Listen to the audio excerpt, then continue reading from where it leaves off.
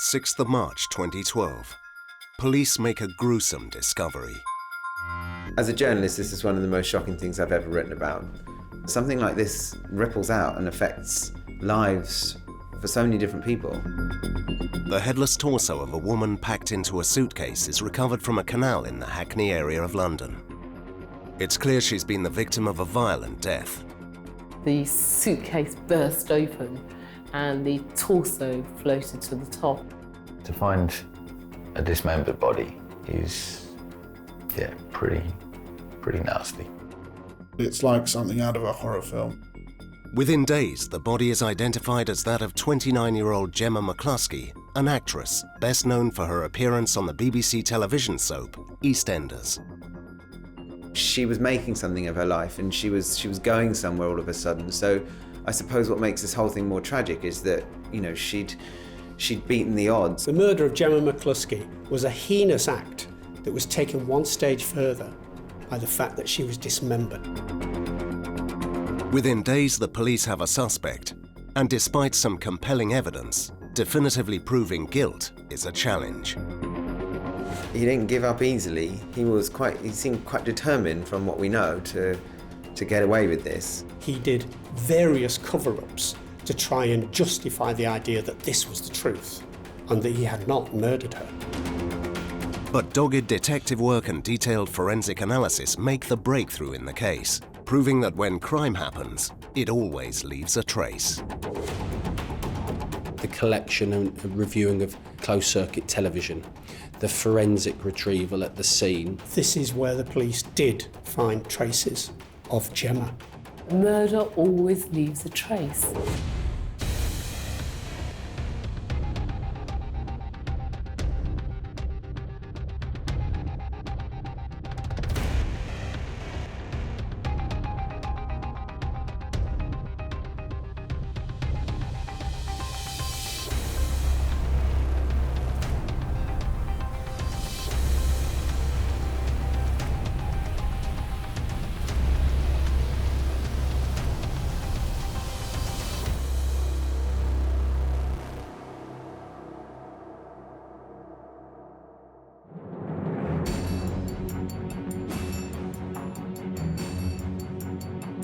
When a suitcase was spotted floating in London's Regents Canal in early March 2012, the limbless torso contained within was suspected to be that of 29-year-old Gemma McCluskie, who had been missing for just under a week.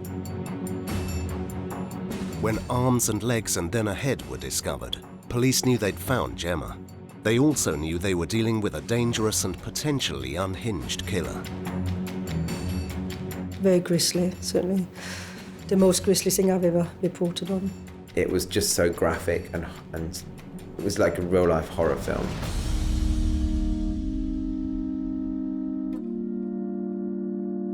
Gemma was a Hackney-born Londoner. She grew up, not in particularly nice surroundings, not a very privileged upbringing.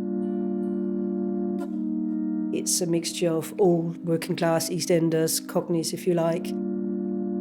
Now East London is known for being super trendy, and you've got guys with beards and fancy haircuts and super fancy restaurants. But, when Gemma was growing up, East London wasn't like that at all. That area around sort of Hackney, East London was quite run down, not somewhere you'd go at night, not somewhere you'd particularly want to buy a house.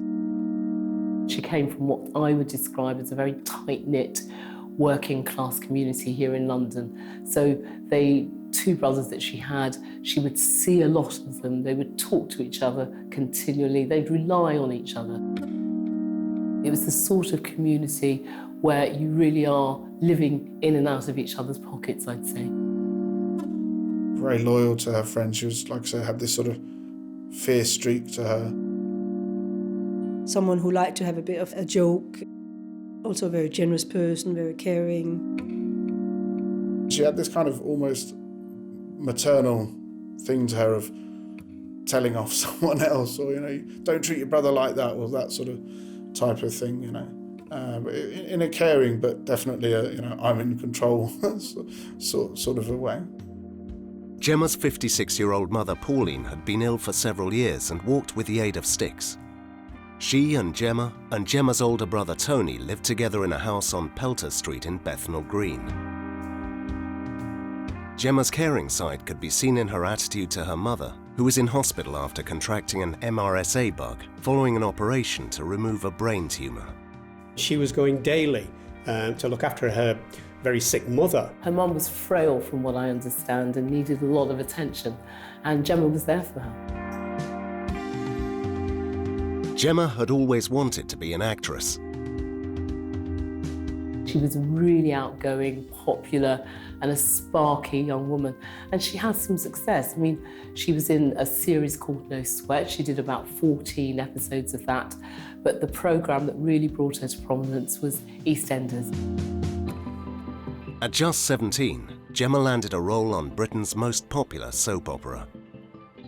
Anna Shear, who's the director of the theatre school, had been providing actors to Eastenders and the casting director there for decades before Gemma even started. And there were auditions in the class, as there would be, and Gemma stood out. She played Kerry Skinner, who was the girlfriend of one of the long-standing characters, and a very popular character by all accounts. She became very well known. She'd be recognised around London. At the time, EastEnders was so big, like millions upon millions of people watching. If you were in EastEnders, you became instantly famous and recognisable to millions of people. She will have, after her first episode aired, suddenly got recognised in the street. She will have been in magazines and newspapers, and just suddenly you go from being fairly unknown to almost a household name overnight. And she was involved with big storylines. She was on screen. She was friends with one of the Slaters. So she was straight away at the centre of the action. And I really believe that had she continued with that, she would now be a big TV star. After 34 appearances on the show, Gemma's character was written out. Undeterred, she found an alternative source of work as a nightclub bar manager in London's trendy Shoreditch. While still auditioning for other roles, she had fame and a good acting career. But unfortunately, things were about to go horribly wrong. She wasn't a flower. She was somebody who was loud and vivacious. He could have been very resentful of what she'd achieved in her life. If it was on EastEnders, people would have said, oh, this is far-fetched. This would never happen in real life. And the writers would be told they were being silly. And yet then it happened. By 2012, young actress Gemma McCluskie had built a reputation as a feisty and popular performer on the BBC soap EastEnders. But her career and her personal life were about to become extraordinarily turbulent. She hadn't turned up for work, and her friends said it was very unusual that they'd left messages on her phone. She hadn't responded, and they were growing increasingly worried about her. This clearly wasn't her normal behaviour. This was out of context. That nobody knew where she was. On the 1st of March, Gemma attended the £650 million opening of the new Royal London Hospital in Whitechapel, a short distance south of her home. People had seen her there. She'd been in a fairly good state of mind. From then, she was never seen again. By late on the 2nd of March, Gemma's brother Danny knew something was wrong. Danny was quite emotional and quite sort of worried about his mum finding out. Gemma's really close friends, and then Danny, Gemma's other brother, and Tony, they kind of together said, well, let's go to the police station and report her missing. So they kind of go collectively. Tony is the person that actually makes the report because he's the one that reports as having seen her last. So Gemma was considered a low-risk person. She was an adult. She'd had relationships over the years. It was quite possible that she had met somebody. But after doing some initial inquiries, police soon realised that something more sinister might have happened to Gemma, and they escalated the investigation. The factors that were escalating Gemma from low risk to a higher risk was that she had 2 jobs, working in public houses locally. So she hadn't turned up to work for shifts that she would ordinarily have done. The fact that she was an avid user of social network, she hadn't been using her phone, she hadn't been in text conversation with anybody, she hadn't had any conversations, and that was really completely out of character for her. I had a large team that were dealing with a whole host of different actions, the collection and reviewing of closed-circuit television, the telecommunications between Gemma, other people within the inquiry, looking at the other persons of interest within the investigation, taking witness statements from individuals. When we're knocking on all the local doors, nobody's seen Gemma. While the police were carrying out their investigation, Gemma's close friends, family and the local community were becoming deeply concerned. 3 days may not seem a long time to you and I, but from that community, it really was, it's a lifetime. They knew instinctively something was wrong. Everybody's really concerned. She was a very popular girl locally, and they were asking her brothers, both of Gemma's brothers, had they seen her, had they been in contact with her, but particularly Tony, because Tony lived in the same house as her in Pelter Street. More than 100 people mounted a high-profile search, which former EastEnders stars Martine McCutcheon and Brooke Kinsella helped to promote on Twitter. As time went on, people started to think, well, this is strange, where is she? Her friends, including some co-stars from EastEnders like Martine McCutcheon, Brooke Kinsella, all start to sort of question what's going on, and pretty soon they put a call out on Twitter saying, you know, hashtag find Gemma, where is she?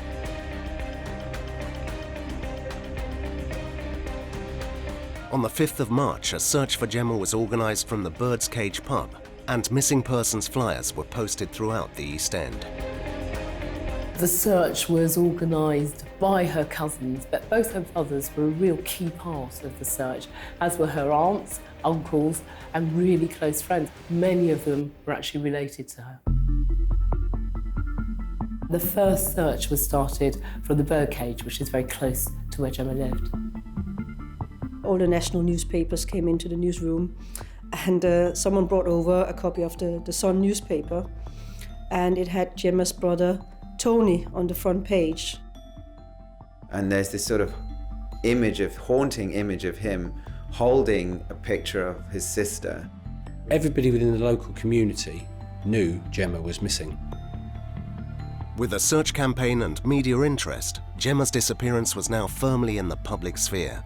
Police believe Gemma may have been abducted, but they soon received a call from her brother Tony, which confirmed their suspicions.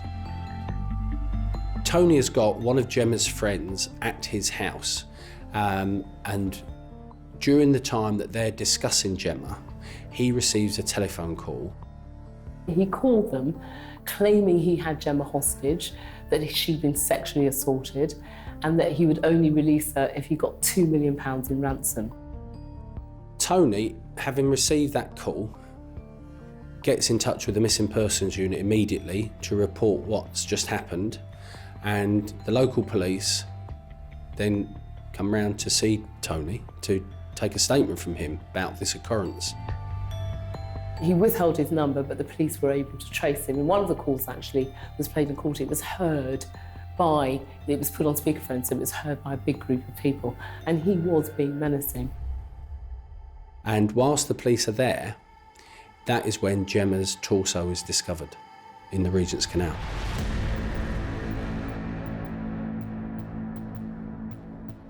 A barge went over the suitcase and split it open. That caused the torso to float to the top of the Regents Canal here in London. And that was found by someone working on the canal. There was a boat in front of us waiting to go into the lock, so we pulled up behind her and waited our turn. And as she jumped on the boat to move into the lock, her prop churned up something, what we later found out was a suitcase. And it split the suitcase open. And the lady screamed, and we were surprised what has gone on, not realising. Ran over to find out what was going on, and then sort of figured out it was a body part. And at that point, it was kind of realisation that it was Gemma. Her disappearance was all over the news. And I don't think at the time that the police knew that she'd been dismembered or was in the canal. But we rang the police and they showed up, and I think it was realisation all round what had happened. The homicide investigation team, the team that I led, were informed of this, and it became a murder investigation. The murder of Gemma McCluskie was a heinous act that was taken one stage further by the fact that she was dismembered. Canal workers reported a suspicious object floating close to Hackney's famous Broadway market. A distinctive tattoo led detectives to believe the body might be that of Gemma. When the torso was recovered, a member of the public spoke to the police divers and said to them, "That's probably Gemma McCluskie." She was identified, first of all, in relation to a preliminary identification because she had a tattoo at the small of her back, and it was like a bow. So it had pink in it and it had blue in it. And you had the two sort of, butterfly parts of the bow and the little tie in the middle. And of course, much as we were aware that Gemma had a tattoo, we needed to get confirmation through DNA analysis. Investigators collected DNA from Gemma's siblings and parents to get full confirmation that it was indeed the former Eastenders actress. The DNA that you find within the nucleus of your cell, of every cell, just about, but not all, is partly half of it from your mother, half of it from your father. That information, two pieces of information, are brought together in the cell that is fertilized that becomes your DNA. It means that we can separate it, so we can compare it to your dad's DNA and we can compare it to your mum's DNA. And because your brother and your sister have also got their own combinations, we can compare that DNA between us and our brothers and that DNA in our sisters. DNA samples would have been linked back to her parents. So they would have given samples, her family would have given samples so that they compare. And what the police will do is just take a buccal swab, just take a cotton bud inside your mouth, and that takes the DNA samples of mum and of dad, of brothers, of any other family. By the 9th of March, the body from the canal had formally been identified as that of Gemma. DNA confirmed that was her identity. For the family, it must have just been extraordinary because one minute she's just gone missing, you think, oh, she's just gone out. And the next minute, you know that she's definitely dead and that her head's been cut off and that she's been dumped in a canal. None of us can imagine what that's like. Waterways personnel and boat owners were also alerted to the disturbing possibility that Gemma's missing limbs may also be floating in the Regents Canal. As part of the search strategy, we engaged with the British Waterways Authority, and they helped by searching downstream in the canal. And then at the same time, we'd employed the Metropolitan Police underwater search unit, and they were doing a fingertip search on the bed of the canal. So, had he thrown in her phone, for example, or the knives or the axe, whatever he used to dismember Gemma, we were hoping that they would be able to identify that. We came to Old Ford Lock, just doing general duties, and I suddenly spotted a package wrapped in bin liners, and it was quite a distinctive colour of bin liner. It was a sort of charcoal grey that you don't often see in the canal, although you see bin liners in the canal quite a lot, not plastic bags and that sort of thing. But it was an odd shape, and there was a gut feeling. It was, this isn't good. I got a boat hook and pulled it to the side. My two colleagues basically kept everybody back while we called the police. Police turned up, cordoned it all off. Turned out it was a leg. What appears to have happened is, after a bit of decomposition, the gas that kind of emanated from the limb had then helped raise that body part to the surface of the water, and each of those limbs, each of Gemma's limbs, were found at various days further downstream from where Gemma's torso was recovered. It became kind of a mission for our team to see if we could find the rest of her so she could be returned to her family, especially when you'd seen it all on the news, and it was pretty upsetting. We didn't find the head. The final part that we found, it was an arm, and we spotted it floating in the water. Went to retrieve it, and you'd see the fingers sticking out, and it was the nail varnish on the nails that really kind of brought it home. It was a moment, you know. Yeah, wasn't a great day that day. Police enlisted the help of a forensic anthropology team led by a dismemberment expert, Professor Sue Black, to help them with the investigation. We often get called in quite early to say, can you help us identify what sort of implement might have been used? And it was very much that process for Gemma, because her body parts had been, apart from her head, all of her other body parts had been recovered from the canal, and they had these pieces. They were convinced, they knew it was her because she was still fleshed and there was a lot of DNA, but they wanted to know what sort of implement might have been used. The area that we could identify where she had first been dismembered was her right leg. And we could tell that because we found marks on the bones of her right leg that we didn't find on any other of the dismembered parts. So that tells us that something different was done there. So the individual had taken a sharp blade, probably a fairly standard kitchen knife, and there were at least 56 passes of that blade going into the bone, as he clearly realised he was never going to be successful at cutting the bone with that blade. What he then found was something that was heavier and most likely something like a meat cleaver that you'd find in a kitchen. And we had several deep hacks then that weren't to the front of her leg, but were to the back of her leg. So that tells us that initially she was lying on her back and he had tried to remove her right lower limb using the fine blade, and it didn't happen. So he turned her over. And then from the back of the bone, we could see that he had done the hacking motions that had separated. All the other body parts were then separated using the hacking motion. So he had learnt the knife didn't work, but the meat cleaver did. So all of her other body parts then were removed with this heavier blade. And the big question was she lying on her back or was she lying on her front when her head was taken off? And that's always such an emotive thing. And in fact, her head was taken off from behind. So she was lying face down and there were several chops that had removed her head from the rest of her body.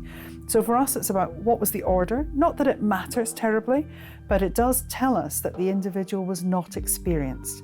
This was someone who'd never done this before. There was a learning process. So that's important. Investigators were asking Gemma's brother Tony for information. As the only person living with her in the weeks before the murder, he was the last person to speak to her. He's not treated as a suspect, he's treated as a significant witness. And that's somebody who the person that's running the investigation feels is significant to the inquiry. He was doing everything he could to try and help find his sister. Investigators were also speaking to Gemma's friends and were beginning to build a different picture of her relationship with Tony. They regularly argued. There was a lot of issues between them. There was quite a long history of violence with Tony McCluskie, both towards Gemma and towards his mother, Pauline. In fact, he was thrown out a couple of times because of the fractious relationship, because of his behaviour. Tony and his mum, they'd had a falling out several times. A few years beforehand, he had gone for Gemma, and mum wasn't happy with this, and she'd written to the housing to tell them that she was going to kick Tony out. And then more recently, perhaps a few months before this happened, there was another incident that Tony Senior, Tony's dad, told us about, where he'd done a similar thing, he'd gone for Gemma again.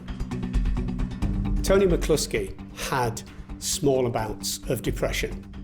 Lack of ambition, lack of getting jobs, lack of feeling that he was kind of, making his way in the world, actually does result in a kind of learned helplessness where people, give up, can't be bothered, which can make you depressed.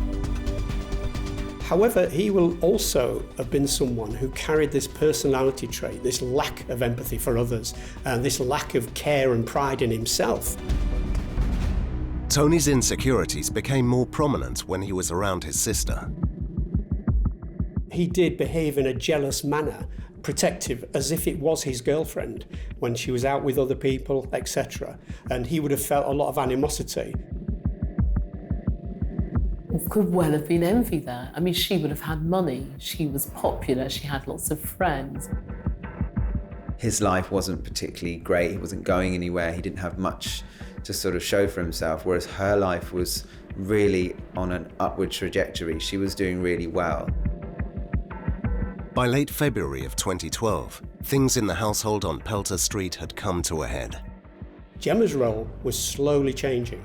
She was almost stepping into her mother's role of being the person, if you like, supposedly in charge of the family, whose job it would be to stand up to this feckless bully who was just lounging about in her place.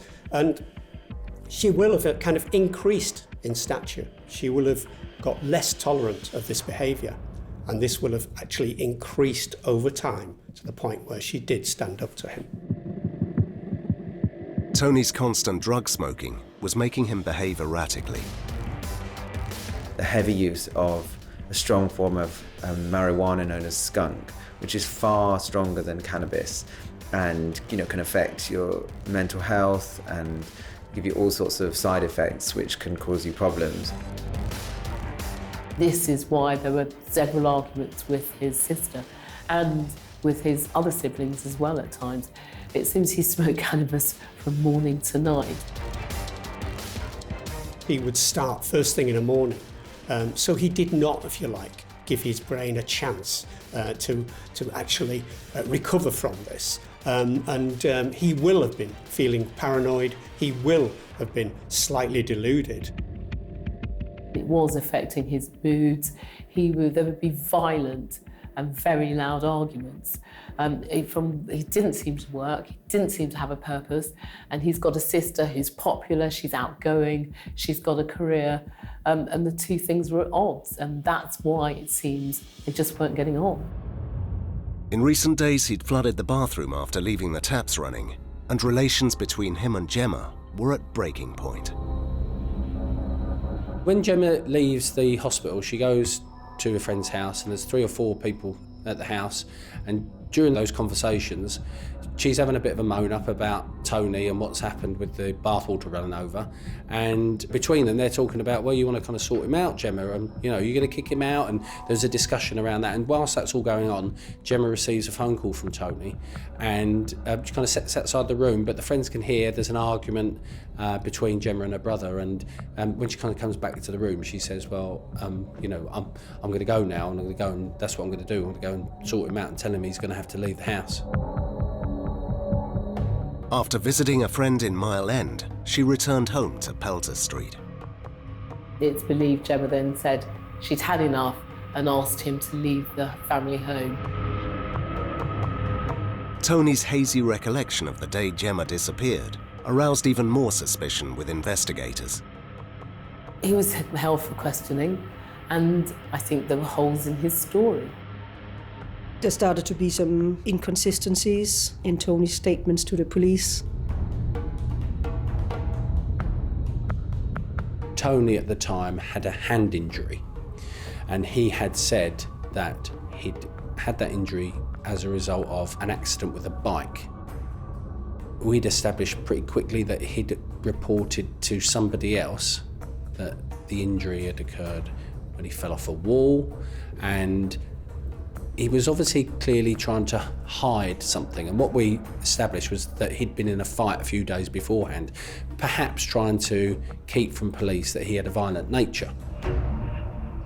Tony seemed to be struggling to remember the whereabouts of Gemma or when he had last seen her, and Danny was getting very upset and frustrated with him and thought he'd smoked too much skunk and just couldn't remember. He had been seen arguing with his sister. He had an injury to his hand, which he couldn't account for. Tony is deemed a suspect, so he's then arrested and interviewed, but he is one of a number of suspects at that stage. Police had also traced the random hoax caller. We also have this guy from Dartford. Sam Dunn, a 19-year-old warehouse worker, took down the mobile phone numbers of both brothers, which were prominently on the posters. And whether it was a joke or he wanted to torment the family has never really become clear. He initially pleaded not guilty, changed his plea to guilty, was sentenced to 6 months, and the judge said to him, what sort of person would do this to a family who's going through such a difficult time?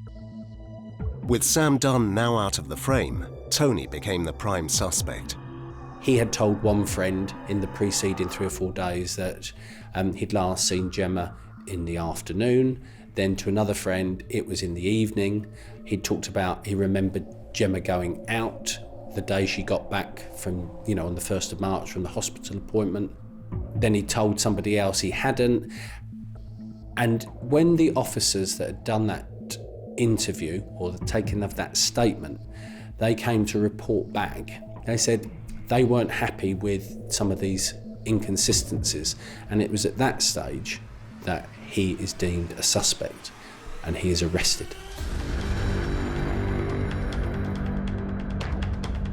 The police very quickly realised that Tony was their prime suspect and sent a forensic team in to search the house on Pelter Street.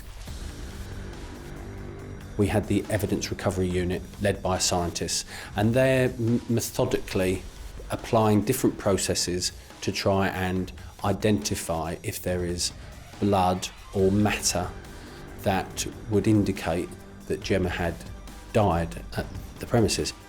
They did a luminol test, generally by shining a light after putting this stuff on, which would show up any kind of blood trace, whoever's it was.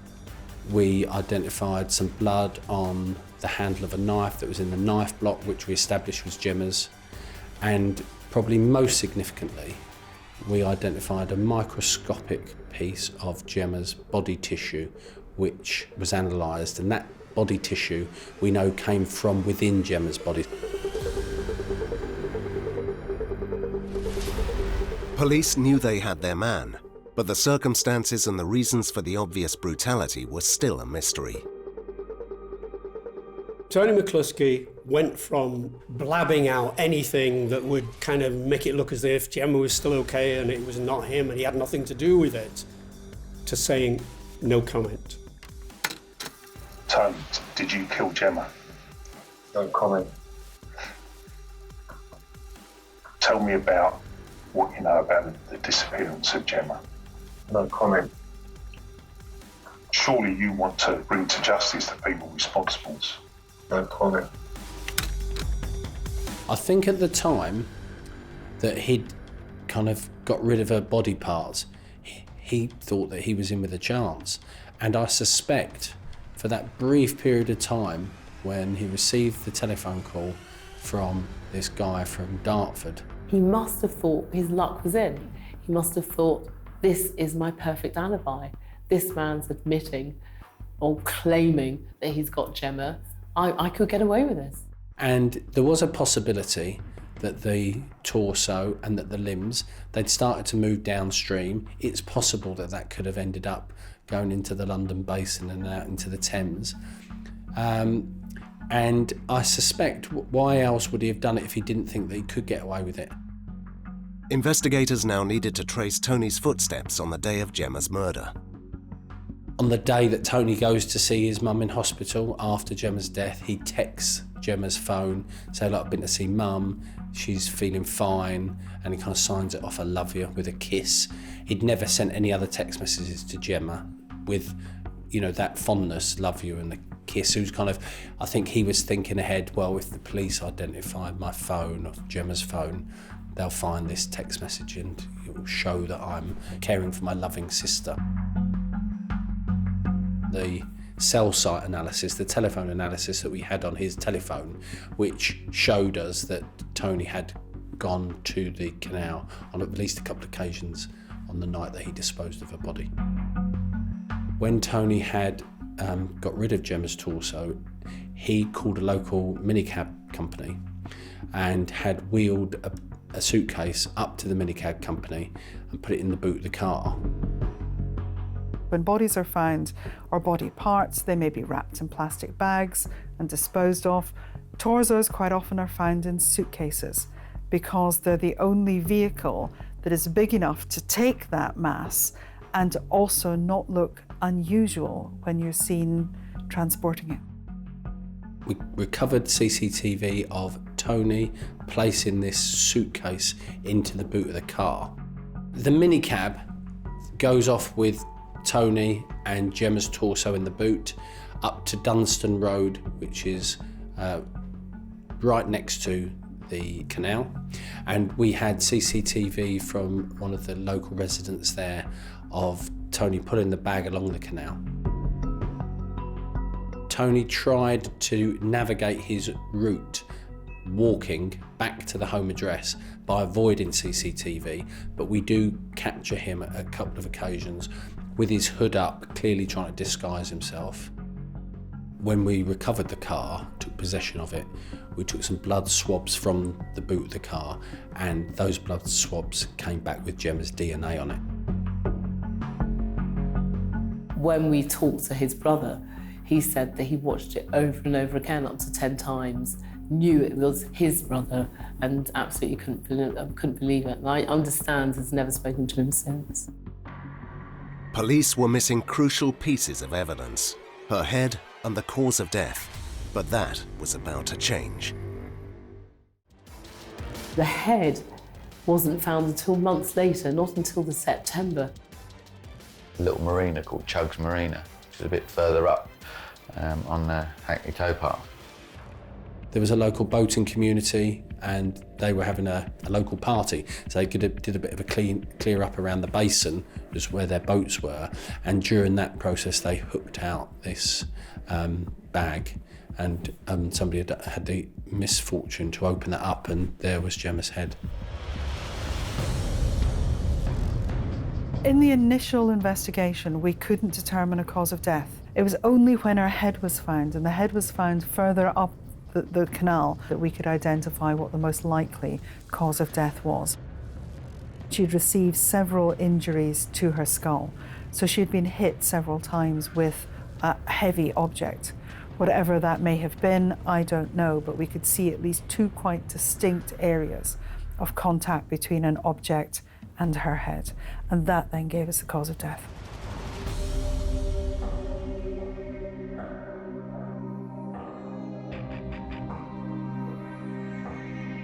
It was some relief to the family when her head was found, because they had said they wouldn't bury her till they found all of her, and they could at least then lay her to rest. The funeral wasn't held until November, and it must have been absolute torture for the family. When someone's in the public eye, people have an affection for them, they feel like they know them. So it's not just the family who've lost a loved one, the public feel like they've lost a loved one as well. Tony McCluskie had left a big trace. Investigators now had a clear picture of what had happened on the day Gemma was murdered. Gemma and Tony had a fracas, and she told him to leave.